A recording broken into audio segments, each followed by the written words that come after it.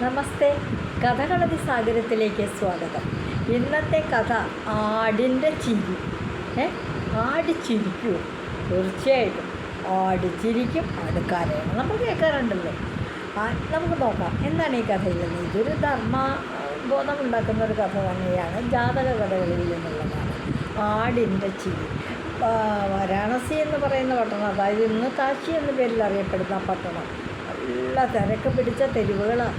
സദാസമയവും തീർത്ഥാടകരൊക്കെ വന്നു പോയിക്കൊണ്ടിരിക്കുന്ന ഒരു സ്ഥലമാണ് കാശി, വാരാണസി.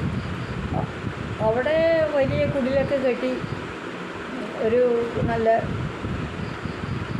കുടിൽ കെട്ടി ഒരു ബ്രാഹ്മണൻ താമസിച്ചിരുന്നു. അദ്ദേഹം അങ്ങനെ ഗംഗയിൽ കുളിക്കുകയും പാപങ്ങളൊക്കെ തീരും ഗംഗയിൽ കുളിച്ച എന്ന വിശ്വാസം മറ്റു പലർക്കും പറഞ്ഞു കൊടുക്കുകയും 3 വേദങ്ങളും പഠിച്ചിട്ട് ആവാട്ടോ ഈ ബ്രാഹ്മണൻ. അങ്ങനെ അവിടെ ജീവിച്ചുകൊണ്ടിരിക്കുകയും ആ സമയത്ത് മഹാജ്ഞാനികളായിട്ടുള്ള ആളുകളെ ധാരാളം പേര് അവിടെ വരുന്നത്. അന്നൊരു ദിവസം ഈ ശിഷ്യന്മാരോടൊപ്പം ആശ്രമം കെട്ടി ജീവിച്ചിരുന്ന ബ്രാഹ്മണനുണ്ടല്ലോ, അദ്ദേഹത്തിൻ്റെ ശിഷ്യന്മാരൊക്കെ ഉണ്ട്. അവർ ഒരു ദിവസം ജനങ്ങളൊക്കെ അദ്ദേഹത്തിനെ ഗുരു എന്നാണ് കേട്ടോ വിളിക്കാറ്. അപ്പോൾ ഗുരു ശിഷ്യന്മാർ അവരവിടെ അങ്ങനെ ജീവിച്ചുകൊണ്ടിരിക്കുമ്പോഴും നല്ല ഒരു അദ്ദേഹത്തിന് ഒരു തോന്നൽ പരേതാത്മാക്കൾക്ക്, അതായത് മരിച്ചു പോയിട്ടുള്ളവരുടെ ആത്മാക്കൾക്കൊക്കെ ആയിട്ട് ഭക്ഷണം കൊടുക്കുന്ന ഒരു രീതിക്കാണ് നല്ലൊരു ശ്രാദ്ധം നടത്തണം. ആ ശ്രാദ്ധം നടത്തുന്നതിന് ഒരു യാഗം തന്നെ ചെയ്യണം. അപ്പോൾ ആ യാഗത്തിൽ മൃഗമായിട്ട് ആടുകളെയാണ് സാധാരണ ബലി കൊടുക്കാറുണ്ട്. അതിന് വേണ്ടിയിട്ട് ഒരു ആട് വേണം. അപ്പോൾ ഈ ഒരു ബ്രാഹ്മണനക്ക് പറഞ്ഞു, പോയിട്ട് നല്ല മെഴുപ്പുള്ള നല്ലൊരു ആടിനെ വാങ്ങിച്ച് നിങ്ങൾ ഗംഗയിൽ കൊണ്ടുപോയി കുളിപ്പിച്ച് അതിനെ മാലയൊക്കെ ചാർത്തി പൂവൊക്കെ മേടിച്ച് മാലയൊക്കെ കെട്ടി കുഴിയൊക്കെ തൊടിയിച്ച് കൊണ്ടുവരും. ഞാനിങ്ങനെ പിതൃക്കൾക്ക് വേണ്ടി നടത്തുന്ന യജ്ഞത്തിലേക്കുള്ള യജ്ഞമൃഗമാണത്, യാഗമൃഗമാണത്. യജ്ഞപശു എന്നാണ് അവരെ പറയുക. അത് പശു, ചിലരൊക്കെ പശുവാണ്. ഇത് ആടിനെയാണ് സാധാരണയായിട്ട് പതിവ് കൊണ്ടുവരാൻ വന്നത്. നമ്മുടെ ഒരു പരേതാത്മാക്കൾക്ക്. അപ്പോൾ ശിഷ്യന്മാർ 2 പേര് കൂടി പോയി നല്ല മെഴുമെഴുപ്പുള്ള ഒരാടിനെ മേടിച്ചു. അവർ ഗംഗയിലേക്ക് കുളിപ്പിക്കാൻ കൊണ്ടുപോകുമ്പോൾ മറ്റുള്ളവർ പലരും വഴിക്ക് വെച്ച് ചോദിച്ചു, ഇത് എവിടേക്കേ ഈ ആടിനെയും കൊണ്ട് നിങ്ങൾ ഈ പോണേ എന്നിട്ട് ഇത് വിളിച്ചാവുമ്പോൾ തന്നെ ഈ ആടിനെയും കൊണ്ട് ഞങ്ങളെ ഈ പടം കൊണ്ട് ഞങ്ങൾ ഇതിനെ ഗംഗയിൽ കുളിപ്പിക്കാൻ കൊണ്ട് പോവുക. ഞങ്ങളുടെ ഗുരു ഒരു പരേതാത്മാക്കൾക്ക് വേണ്ടിയിട്ടായിട്ട് ഒരു ശ്രാദ്ധം നടത്താൻ പോകണം. അപ്പോൾ അതിലെ ശ്രാദ്ധത്തിന് ബലി കൊടുക്കാനുള്ള പശു മൃഗമാണത്. ഈ ആടിനെ അവർക്ക് ബലി കൊടുക്കും. അങ്ങനെയാണ് ശ്രാദ്ധം നടത്തുക എന്ന് പറഞ്ഞു ശിഷ്യന്മാർ. ഇത് കേട്ടവർക്കൊക്കെ ഇപ്പോൾ കാര്യം മനസ്സിലായി. അന്ന് അവിടെ നിലവിലുള്ള പതിവുള്ള ഒരു ചടങ്ങാണ് ഈ ശ്രാദ്ധം നടത്തൽ. അപ്പോൾ അവർക്കൊക്കെ മനസ്സിലായി. അതേ സമയം തന്നെ ഈ ആടിനും മനസ്സിലായി. ആടും ഇത് കേട്ടപ്പോൾ ആടിനും മനസ്സിലായി. എന്നെ കുളിപ്പിച്ച് വൃത്തിമേനിക്കാക്കി കുളിപ്പിച്ച് സുന്ദരക്കുട്ടപ്പനാക്കി കൊണ്ടുപോകുന്നത് യജ്ഞത്തിൽ ശ്രാദ്ധത്തിൽ ബലി കൊടുക്കാൻ വേണ്ടിയിട്ടാണ്, എൻ്റെ കഴുത്തറുത്ത് ബലി കൊടുക്കാൻ വേണ്ടിയിട്ടാണെന്നുള്ളത് മനസ്സിലായി. പെട്ടെന്ന് ആട് എന്ത് ചെയ്തു, ആടങ്ങട് ഗംഗാസ്നാനം ചെയ്ത് ഈ പാപരഹിതമാക്കിയിട്ട് വേണം ബലിപീഠത്തിൽ ഈ ആടിനെ ഇരിക്കാൻ. പെട്ടെന്ന് ആട് അങ്ങോട്ട് ഇതാകാൻ തുടങ്ങി. ആട് ചിരിക്കാൻ തുടങ്ങിയപ്പോൾ ആട് ചിരിക്കുക, ഇത് എവിടുന്ന് ഈ ശബ്ദം എന്ന് വിചാരിച്ച് ശിഷ്യന്മാർ നോക്കിയപ്പോൾ ഈ ആട് തന്നെയാണ്. ഇവർ കയറ് പിടിച്ചിട്ടുള്ള ഈ ആട് തന്നെയാണ് ഈ ചിരിക്കണം. ഇതെന്തൊരു കഥയാണ്, എന്താ ഈ ആട് ഇങ്ങനെ ചിരിക്കണേ? ചോടന്നെ ആടിനോട് ചോദിച്ചു, എന്താ നീ ചിരിക്കണേ? നീ എന്ത് കണ്ടിട്ടാണ് ചിരിക്കണേ? നിന്നെ ബലി കൊടുക്കാൻ പോകാമെന്ന് പറഞ്ഞപ്പോൾ നിൻ്റെ എല്ലാ പാപങ്ങളും തീർക്കാൻ ബലി കൊടുത്ത് നിൻ്റെ ഈ ജന്മം കൂടെ അവസാനിച്ച് മുക്തി നേടാലോ എന്ന് വിചാരിച്ചുള്ള സന്തോഷം കൊണ്ടാണോ ചിരിക്കണതെന്ന് ചോദിച്ചു. ആടപ്പോൾ ചിരിയൊക്കെ നിർത്തി. എന്നിരുന്നാലും ഉടനെ തനക്കറിയാൻ മതി. അയ്യോ ഇതെന്തത് വീണ്ടാലും ഇത് കിടന്നിങ്ങനെ അമറിക്കരയണേ, എൻ്റെ കാര്യം അലറിക്കരയണേ, എൻ്റെ കാര്യം എന്തത് എന്ന് വിചാരിച്ചു. അങ്ങനെ ഇവർ നോക്കിക്കഴിഞ്ഞിട്ട് ആട് ചിരിക്കേണ്ട ഇടയ്ക്ക് ആട് കരയേണ്ട ഇടയ്ക്ക്. അപ്പോൾ ഇതെന്തൊരു കഥയെന്ന് ചോദിച്ചപ്പോൾ പറഞ്ഞു, അതൊക്കെ ഞാൻ പറയാറുണ്ട്. പിന്നെ ചോദിച്ചു, ഇതിനൊരു കാരണമുണ്ടല്ലോ, എൻ്റെ മൃഗമിത്രമേ. അപ്പോൾ ശിഷ്യന്മാർ ചോദിച്ചു, മൃഗമിത്രമേ എന്തിനാണ് നീ ചിരിച്ചത്? ഉച്ചത്തിൽ ചിരിച്ചു, അതെന്തിനാണെന്ന് പറഞ്ഞു. അപ്പോൾ ഞാൻ ചിരിച്ചത് എന്തിനാണെന്ന് ചോദിച്ചാൽ ബലി കൊടുക്കാൻ എന്നെ തിരഞ്ഞെടുത്തതിലുള്ള സന്തോഷം കൊണ്ടൊന്നുമല്ല. അത് കഴിഞ്ഞിട്ട് നീ അപ്പം കരഞ്ഞൂലോ, അപ്പം കരയണതിൻ്റെ കാര്യം എന്താണ് പറഞ്ഞു. മൊജ്ജമ്മ പാപങ്ങളുടെയൊക്കെ പാപത്തിൻ്റെ ചുമടുമായി തുടങ്ങിയിട്ട് കാലമേറെയായി ഞാനിങ്ങനെ നടക്കാൻ തുടങ്ങിയിട്ട്. പക്ഷേ എനിക്കിപ്പോൾ ചിരി വരാൻ കാരണം ഒരു നിങ്ങളുടെയൊക്കെ ഗുരുവായിട്ടുള്ള ബ്രാഹ്മണൻ എന്നെ അറുത്ത് ശ്രാദ്ധം നടത്താൻ പോകുന്നു. ഒരു ആടിനെ ഒരു പ്രാവശ്യം അറുത്തിട്ടുണ്ടെങ്കിൽ അതിൻ്റെ 500 പ്രാവശ്യം വേറെ പാപങ്ങളുണ്ട്, അതിന് ഇരട്ടി പാപങ്ങളുണ്ടാകും.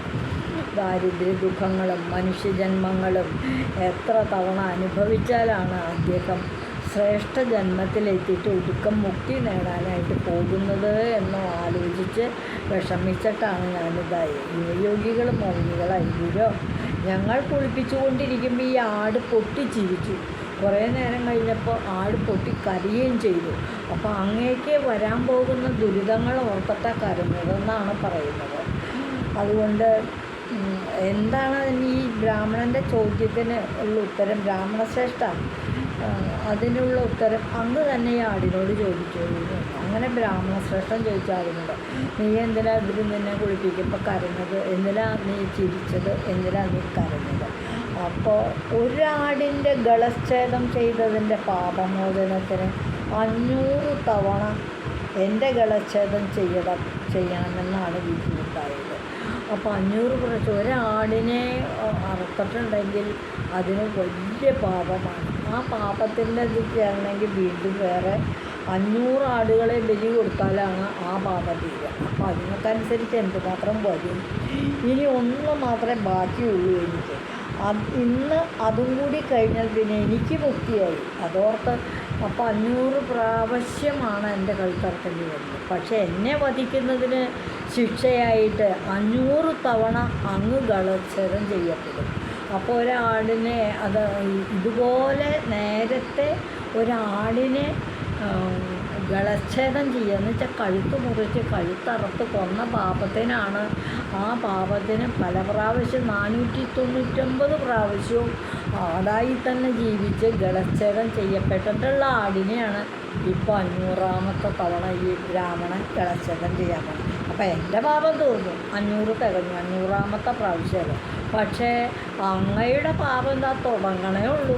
അങ്ങേക്കും ഇനി ഇതുപോലെ ആടായി ജനിച്ച് 500 പ്രാവശ്യം അങ്ങേക്കും ഗളച്ഛേദം ചെയ്യപ്പെടേണ്ടി വരും. അതാണ് എൻ്റെ പാപം തീർന്നല്ലോ എന്ന് വിചാരിച്ച് ഞാൻ ചിരിച്ചു. അങ്ങക്ക് പാപം തുടങ്ങിയല്ലോ എന്ന് ഓർത്ത് ഞാൻ കരയുകയും ചെയ്തു എന്നുള്ള കാര്യമാണ്. അപ്പോൾ ഈ ഗുരുവിനാകെ ആലോചന ചിന്ത, ഇനിയിപ്പോൾ എന്താ വേണ്ടത്? പിതൃകൾക്ക് ശ്രാദ്ധങ്ങൾ നടത്തണമെന്നില്ലല്ലോ. അപ്പോൾ ബ്രാഹ്മണൻ പറഞ്ഞു, പാവം ആടുകൾ പൊതുവെ ശാന്തമായ മൃഗങ്ങൾ എന്നാണ് പറയുക. അപ്പോൾ ഉടനെ തന്നെ പറഞ്ഞ, അരുമയായ മൃഗങ്ങൾ, ഞാൻ നിന്നെ വധിക്കുന്നില്ല, ഞാൻ നിൻ്റെ ഗളച്ഛേദം ചെയ്യുന്നതേയില്ല. അങ്ങക്ക് തരാൻ കഴിയുന്ന സംരക്ഷണം ഞാൻ നിന്നെ സംരക്ഷിക്കാം, അതാണ് ഇനി ചെയ്യാൻ പോകുന്നത്. ഓ, അങ്ങേക്ക് സംരക്ഷിച്ചോളൂ, പക്ഷേ കാര്യമില്ല. അങ്ങയുടെ സംരക്ഷണം എന്നൊക്കെ പറഞ്ഞാൽ അങ്ങേക്ക് എന്ത് സാധിക്കും? മരണം വന്ന് പിടികൂടുമ്പോൾ അങ്ങ് വിചാരിച്ചാലും നല്ല ആരും വിചാരിച്ചാലും ഒരു കാര്യമില്ല. മരണം പിടികൂടെന്ന് പറഞ്ഞാൽ പിടികൂടിയത് തന്നെ. ഓഹോ, അങ്ങനെയാണോ? ഞാൻ നിന്നെ വെറുതെ വിട്ടാൽ കഴിഞ്ഞപ്പോൾ എൻ്റെ സംരക്ഷണം കൊണ്ട് നിനക്ക് തൃപ്തിയാവില്ല. എങ്ങനെയായാലും എന്നെ സംബന്ധിച്ചിടത്തോളം എനിക്ക് ഇന്ന് മരണം സംഭവിക്കുക കാര്യമാണ്. ആടുന്നുണ്ട് എങ്ങനെ സംഭവിക്കണത്?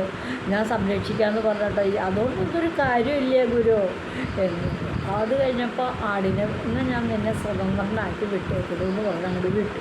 ഉടനെ പുറകെ ശിഷ്യന്മാരോട് പറഞ്ഞു, നിങ്ങൾ ആരെങ്കിലും ഈ ആടിൻ്റെ പുറകെ പോയി ശ്രദ്ധിക്കണം, എന്താണ് ഈ ആടിന് സംഭവിക്കണമെന്നുള്ള കാര്യം നോക്കുന്നത്. ആടിങ്ങനെ പോയി നോക്കിയിട്ട് ഒരു പാറയുടെ മുകളിൽ കയറി. പാറയുടെ മുകളിൽ കയറി നിന്ന് കഴിഞ്ഞപ്പോൾ താഴെ നിന്ന് വളരുന്ന അതിമനോഹരമായ, കണ്ടാലും വളരെ കാഴ്ചയിൽ ഭംഗിയുള്ളത്, കാണുമ്പോഴേ തന്നെ ഇങ്ങനെ വായിൽ വെള്ളം മൂറും. ആടുകൾക്ക് നല്ല പുല്ലൊക്കെ കണ്ടാൽ നല്ല ആഗ്രഹമല്ലേ തിന്നാൻ. അതിൻ്റെ തലക്ക ഇങ്ങനെ പൊങ്ങി വന്നിട്ട് അപ്പോൾ ആടെന്ത് വിചാരിച്ചു, ഇങ്ങനെ കീഴ്പോട്ടേക്ക് തല താഴ്ത്തിയിട്ടിട്ട് ആ പുല്ല് പിടിച്ചെടുക്കാനായിട്ട് അങ്ങ് നോക്കി. പിടിച്ചെടുക്കാനായിട്ട് അങ്ങോട്ട് നോക്കിക്കഴിഞ്ഞപ്പോൾ ആ തോടുകൂടി അങ്ങനെ പറഞ്ഞു വീണെങ്കിലാ ആടിൻ്റെ പണി അപ്പം കഴിയും. അപ്പോൾ ശിഷ്യന്മാർ തിരിച്ച് ചെന്നിട്ട് പറഞ്ഞു, ആട് പറഞ്ഞത് ശരിയാണ് കേട്ടോ. താഴേക്ക് ഇങ്ങനെ മൂർച്ചയേറി ഉണങ്ങി ഒരു ശിഖരം പുറത്തേക്ക് തള്ളി നിന്നിരുന്നു. ആ മരക്കൊമ്പിൽ തട്ടി ആ ആടിൻ്റെ മേത്ത് കഠാരി എടുത്ത് കുത്തിയ പോലെ കീഴ്പൊട്ടയ്ക്ക് വീണത് ഓരോ ഉണങ്ങിയ കൊമ്പിൽ കിടന്നു. ആ കൊമ്പങ്ങോട്ട് തുളഞ്ഞ് വൈകി കൂടെ കയറിയിട്ട് ആ ആടിൻ്റെ ഇത് കഴുത്ത് കീഴ്പൊട്ടയ്ക്ക് താഴത്തേക്ക് എത്തിയപ്പോഴേക്കും കഴുത്ത് രണ്ടായിട്ട് മുറിഞ്ഞു പോയി. ആട് വീട് ചത്തു. അത്രയും പറഞ്ഞാൽ മതിയല്ലോ. ആടിൻ്റെ മരണം സംഭവിച്ചു. അപ്പോൾ ഈ കഥയിൽ നിന്നും നമ്മൾ 2 പാഠങ്ങളാണ് പഠിക്കുന്നത്. ഒന്ന്, എന്ത് പാഠങ്ങളൊക്കെയാണ് പഠിക്കണേ? എത്ര കഠിനമായ പാപമാണ് ഹിംസ. ഹിംസ എന്ന് പറയുന്നത്, അതായത് ഒരാളുടെ ജീവനെടുക്കുക. ഒരു മൃഗത്തിനായാലും മനുഷ്യനായാലും പുഴുവിനായാലും ഒമ്പതാനൊക്കെയായാലും ജീവനുണ്ട്. ഒരു ജീവിയുടെ ജീവൻ എടുക്കുന്നത്, ഹിംസിക്കുന്നത്, ഉപദ്രവിക്കുന്നത് മഹാപാപമാണ്. ആടിനെ ഒരു പ്രാവശ്യം അറുത്തിട്ടുണ്ടെങ്കിൽ 500 പ്രാവശ്യം പിന്നെ ആടായി ജനിച്ച് ശിരച്ഛേദം ചെയ്യപ്പെടും. അതാണ് ഒരു പാപം. ഹിംസ മഹാപാപമാണ്.